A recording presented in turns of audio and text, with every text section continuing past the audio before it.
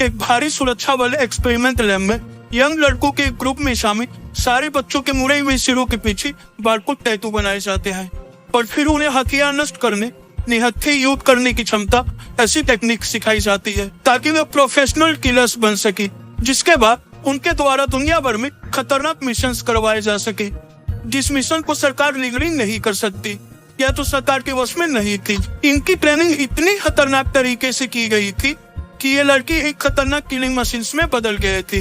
ये लोग कोई भी हिलती चीज को देख सकते थे, साथ ही उनकी नजरों से कोई भी बच नहीं पाता और उनका निशाना अचूक होता है।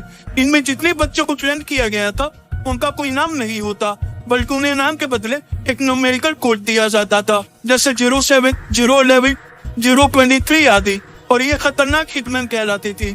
इनके मिशंस इतने खतरनाक और मिस्टीरियस होते थे कि सरकार को भी ऐसे ऑपरेशंस का पता नहीं चलता, और इसी समुदाय का हिस्सा है एजेंट 47। 47 इस एक्सपेरिमेंट के सबसे काबिल हिटमैन्स में से एक है, इसलिए कि वो अपने किसी भी काम में कभी नहीं चूकता। तब उसे खतरनाक और नामुमकिन सा मिशन ऑपरेशन दिया गया। और दोस्तों, इस कहानी का सबसे मेन प्लॉट ये है कि इसने जब ऑपरेशन पूरा कर लिया, कब इसे मारने खुद इसके ऑर्गेनाइजेशन के सारे एजेंट्स को भेज दिया गया। तब उसे एक ऐसे गहरी षड्यंत्र का पता चला जिसे देखकर उसके क्या हमारे भी दिमाग हिल गए। कहानी की शुरुआत नाइजीरिया के एक दृश्य से होती है, जहाँ खतरनाक आतंकवादी संगठन था। ये लोग बहुत क्रूर और खतरनाक थे और यहाँ तक कि नाइजीरियन गवर्नमेंट भी इनको संरक्षण दे रही थी। बदले में इनका सरगना सरकार को काफी पैसे खिलाता था। ये लोग आर्म्स डीलिंग का धंधा किया करते थे। अब यहाँ पर कुछ लोग एक आदमी को पकड़कर कहीं ले जा रहे थे और उसे ले जाकर एक बिल्डिंग के अंदर चैन की मदद से बांध देते हैं। उसकी हालत काफी बुरी थी और तब यहाँ पर आता है इस टेररिस्ट ऑर्गेनाइजेशन का सरगना, जिसका नाम है ड्रेक्स, जो अपनी क्रूरता के लिए प्रसिद्ध है।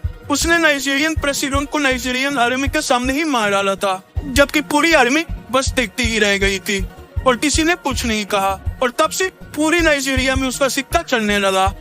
अब ड्रेक्स के लोगों ने जिस आदमी को पकड़ा था, दरअसल उसने उनके साथ घपलेबाजी करी थी और इंफॉर्मेशन लीक करी थी। तब ड्रेक्स ने वहां आकर उसके द्वारा इस किए गए धोखे का कारण पूछा और उसके ना बताने पर ड्रेक्स उसे बहुत टॉर्चर करता है और कहता है कि मेरे साथ गद्दारी करने का यही सिला है। और इतना कहने के बाद ड्रेक्स ने पूछा कि मेरा सामान कहाँ पर है जो तुमने छिपा रखा है, लेकिन ये आदमी कुछ भी बोल नहीं पाता कि तभी ड्रेक्स की नजर पड़ती है इस आदमी के गर्दन पर। तब उसे पता चला कि इसके गले पर सिलाई की गई है। तब उसने अपने गुरुओं से पूछा कि क्या तुम लोगों ने इसके गर्दन को काटा है? इस पर उन्होंने कहा कि नहीं। साथ ही उसके गुरुओं ने बताया कि जिस आदमी ने इसको हमें सौंपा था, शायद उसी ने उसके गले पर सिलाई की हो। और तब इस बात को सुनने के बाद ड्रेक्स को शक होने लगा कि हमें छोड़कर इसके साथ ऐसा कौन कर सकता है।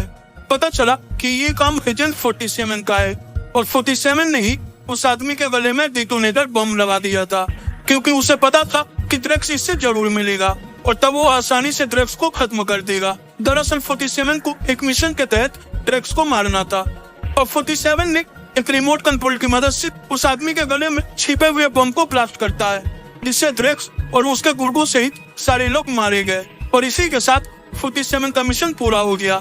फिर हम माइक नाम के एक आदमी को देखते हैं तो नाइजीरिया जाता है और उसने नाइजीरियन पुलिस से मिलकर कहा कि मुझे पता है कि ये काम किसने किया है और वो बहुत ही खतरनाक हिटमैन है जिसका नाम है 47। ये एक सीक्रेट ऑर्गेनाइजेशन से बिलोंग करता है जिसमें सिर्फ कातिल ही कातिल बड़े हैं जो दुनिया भर में फैले हुए हैं। साथ ही एजेंट 47 वो इंसान नहीं बल्कि भूत है जिसे आज तक FBI और इंटरपोल भी नहीं पकड़ सकी। तब इस बात को सुनने के बाद वहाँ पुलिस वाले कुछ समझ नहीं पाते और पूछते हैं तो उस आदमी का पूरा नाम क्या है। तब इस पर माइक ने कहा कि उसका नाम 47 है। तब ऑफिसर ने उससे आगे पूछा कि उसके ऑर्गेनाइजेशन का क्या नाम है, जिस पर माइक का कहना था कि मुझे नहीं पता, बल्कि किसी को भी नहीं पता। इसलिए ऑफिसर को माइक पर तनिक भी विश्वास नहीं होता और तब उसने कहा कि तुम्हारे पास कोई भी सबूत नहीं है और साथ ही तुम्हारी सारी बातें बेबुनियाद है। तब माइक ने पलट कर जवाब दिया कि 47 ने पहले से ही बहुत सारे और खतरनाक मिशंस को पूरा किया है, पर वह जहाँ भी गया वहाँ उसने भारी तबाही मचाई, इसलिए उसे पकड़ना बहुत जरूरी है। लेकिन तभी पुलिस वालों को माइक पर विश्वास नहीं होता, इसलिए हार मानकर माइक को यहाँ से जाना पड़ा।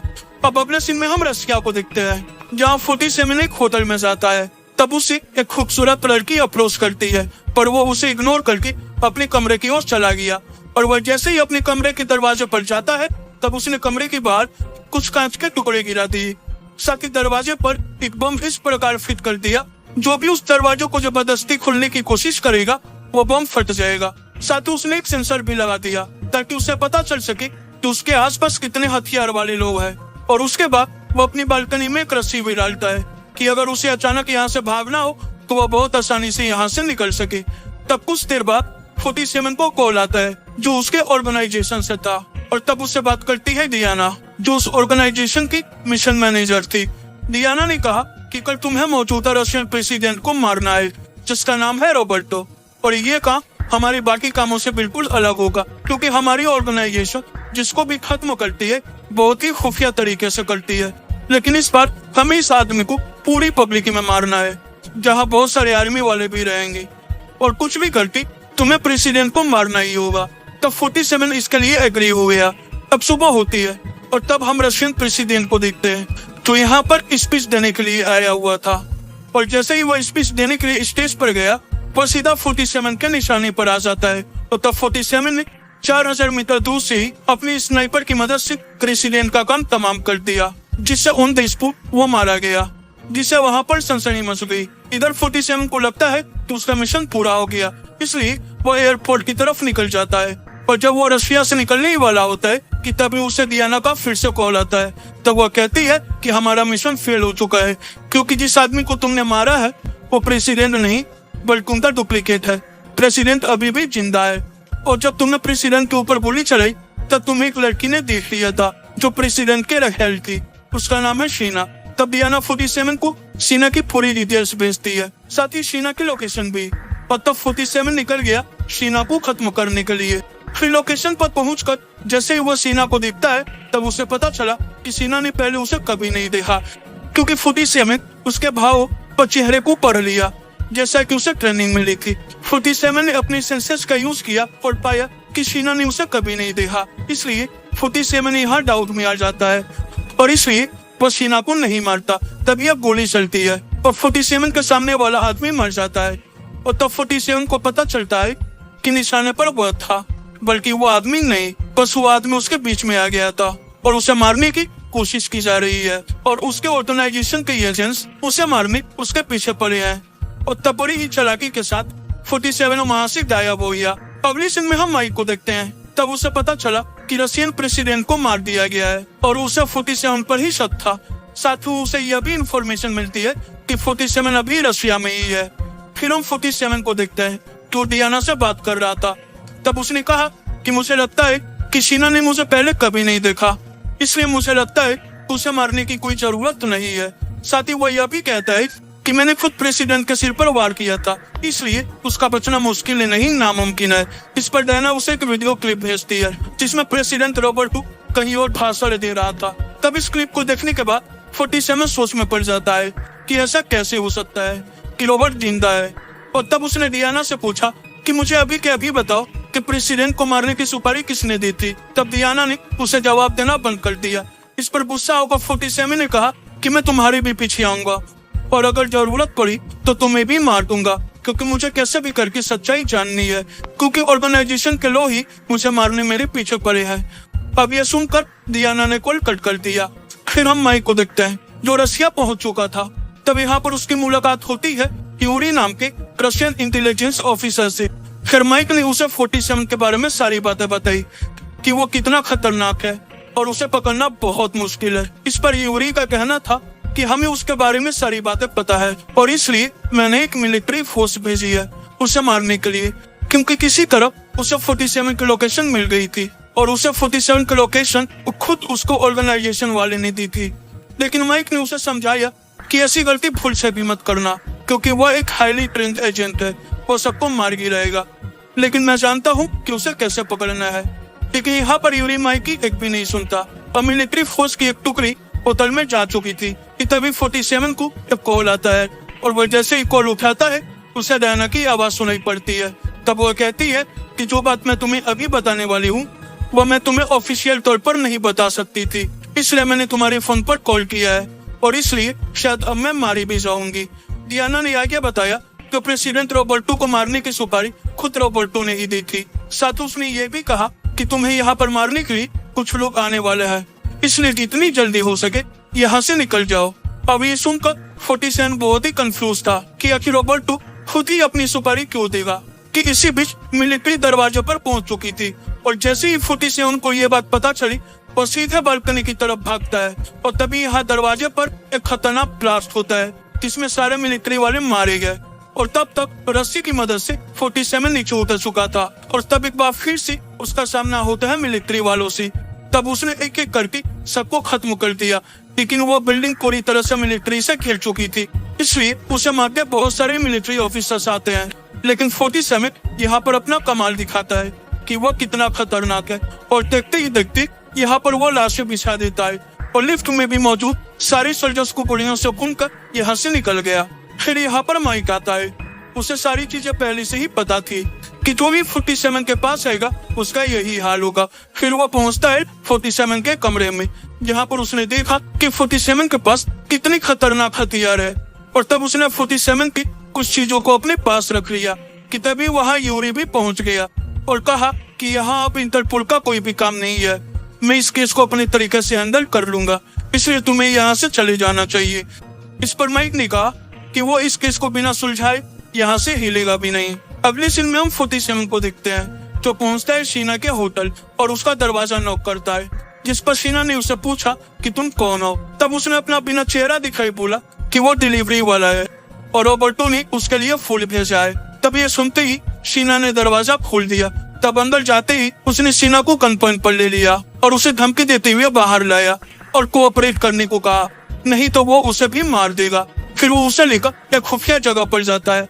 फिर उसने शीना से पूछा कि पहले कभी शीना ने उसे देखा है, जिस पर शीना का जवाब ना में था। फिर 47 ने आगे उससे पूछा कि रॉबर्टो अभी तक जिंदा कैसे है। इस पर शीना उसे बताती है कि रॉबर्टो का एक हमशक्ल था जिसे रॉबर्टो ने अपनी सुरक्षा के लिए रखा था और इस चीज के बारे में सिर्फ रॉबर्टो के खास लोगों को ही पता है और शीना उसकी रहेल थी, इसलिए उसे भी ये बात पता है। अब ये सब सुनने के बाद 47 को चीजें समझ में आने लगी। उसे पता चला कि रॉबर्टो के डुप्लीकेट ने ही रॉबर्टो को मरवाने की सुपारी दी थी ताकि वो खुद रॉबर्टो की जगह ले सके और असिन प्रेसिडेंट बन सके, और इसलिए ऑर्गेनाइजेशन वालों ने 47 के साथ एक बड़ी चाल चली और उसके तहत ही उन्होंने उसे शीना को खत्म करने के लिए कहा, क्योंकि शीना ही आखिरी इंसान थी जिससे पता था कि रॉबर्टो का एक डुप्लीकेट भी है। और जैसे ही 47 शीना को खत्म करता तभी दूसरा एजेंट 47 का भी काम तमाम कर देता और सारी चीजें और गवाह तथा एजेंसीज की गतिविधियां भी हमेशा के लिए खत्म हो जाती और तब किसी को कभी पता ही नहीं चलता कि रॉबर्टो का कोई डुप्लीकेट भी था जो रियल प्रेसिडेंट नहीं है।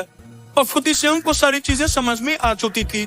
अब उसे पता था कि उसकी एजेंसी उसकी दुश्मन है, तब वो शीना को नहीं मारता, साथियों से अपनी साथ लेकर यहाँ से निकल गया।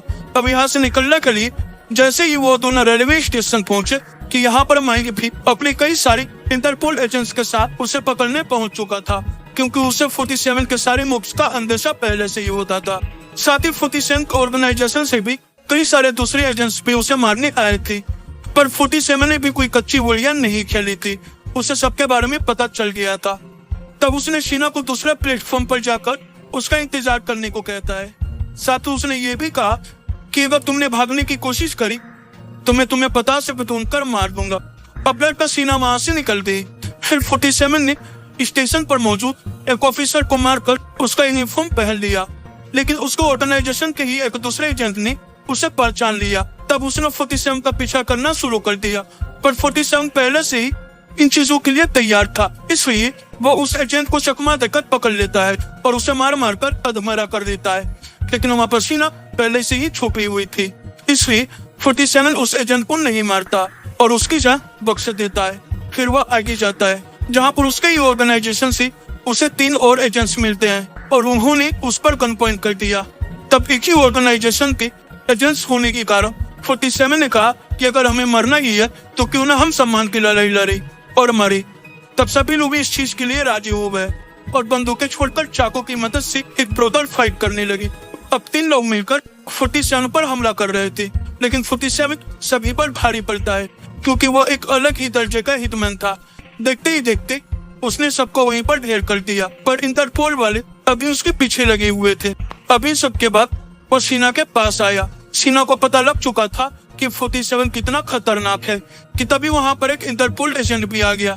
लेकिन 47 इतना चालाक था कि उसने उस एजेंट को भी अपनी पाली में ले लिया। पर जब वो उसे खत्म करने ही वाला था कि तभी माइक ने वहां पर आकर उसे रोक लिया और कहा कि इस एजेंट के बदले वो उसे पकड़ ली और उसे होस्टेज के रूप में इस्तेमाल करके यहाँ से बचकर निकल जाए।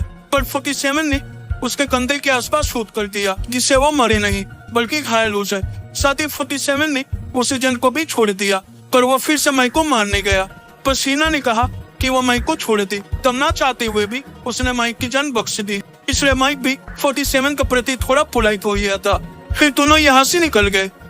अब बाद में यहाँ यूवी आता है। तब उसने देखा कि यहाँ कितनी फसल मची हुई है और इसलिए उसने एक बार फिर से माइक से कहा कि वो रसिया छोड़कर चला जाए, पर माइक अब भी उसकी बात मानने को तैयार नहीं था। अगले सीन में हम शीना और 47 को एक साथ बैठे देखते हैं। अब शीना 47 को लेकर थोड़ा नॉर्मल हो चुकी थी।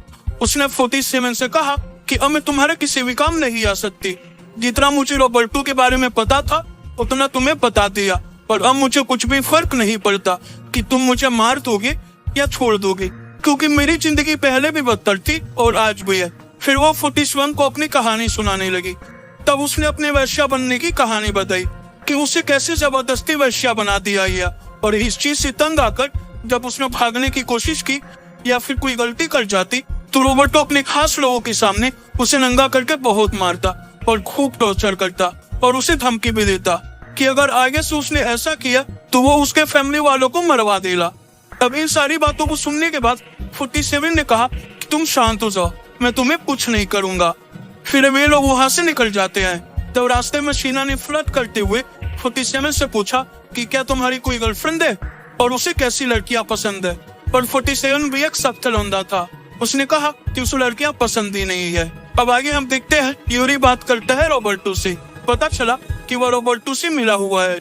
रॉबर्टो भी परेशान है 47 को लेकर, इसलिए उसने यूरी को ऑर्डर दिया कि जितनी जल्दी हो सके 47 को खत्म करो और साथ ही माइक को भी रसिया से बाहर निकालो, नहीं तो वो हमारे लिए परेशानी खड़ी कर सकता है। इधर माइक भी इन दोनों की बातों को सुन रहा था क्योंकि उसने यूरी के कॉलर में एक माइक लगा दिया था।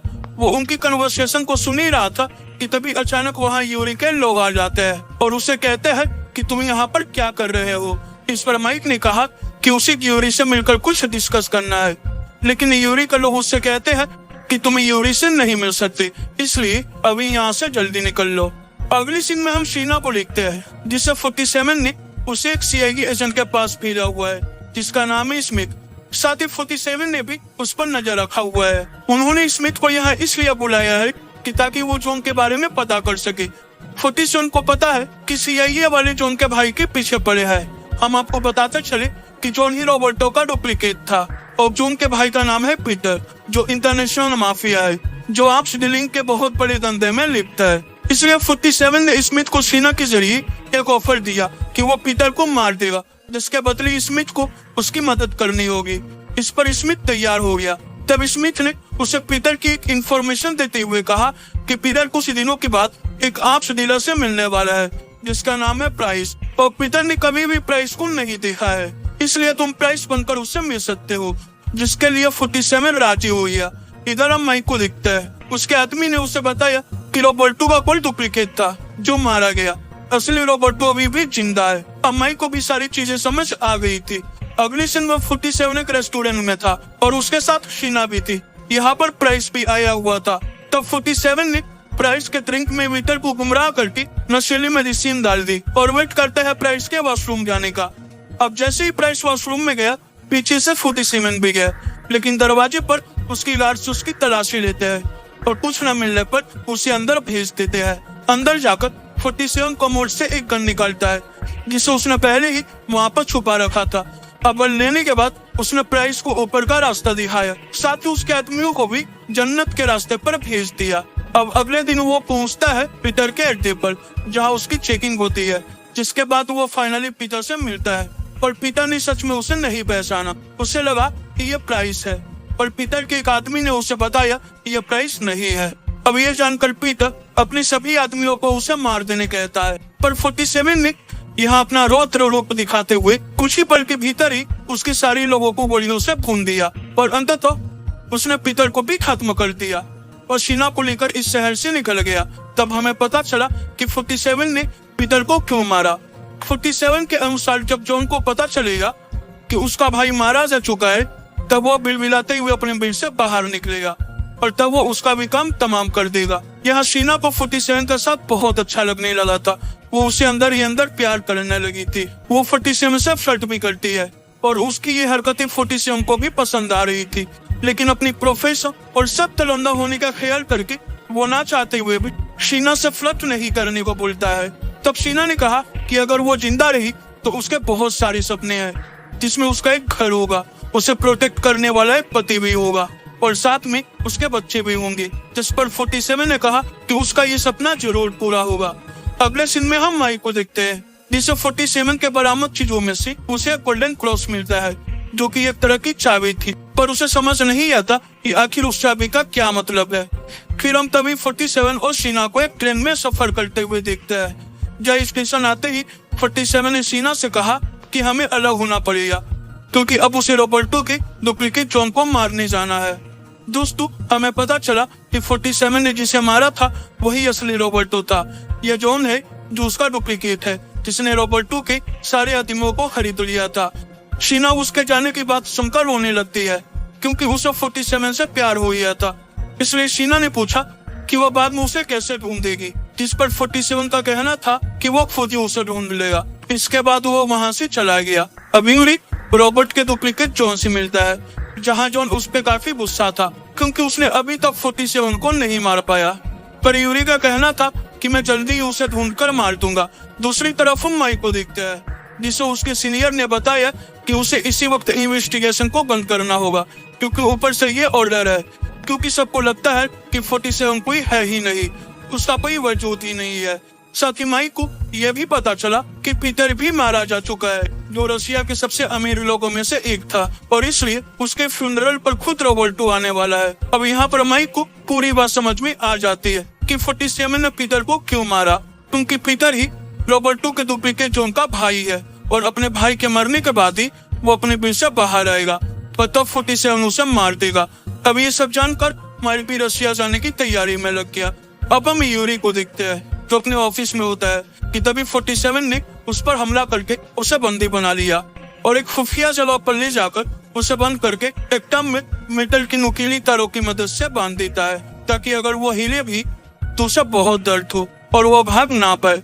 उस टब में बम भी लगा था। यहाँ पर 47 ने यूरी को एक फोन दिया और कहा कि तुमने फ्यूनरल पर जिस स्नाइपर को मुझे मारने के लिए रखा है, इसलिए तुम्हें यह प्लान कैंसिल करके अपने हिटमैन को इस फोन से कॉल करके बोलना होगा कि वो मुझे नहीं बल्कि डुप्लीकेट प्रेसिडेंट जॉन को मार दे।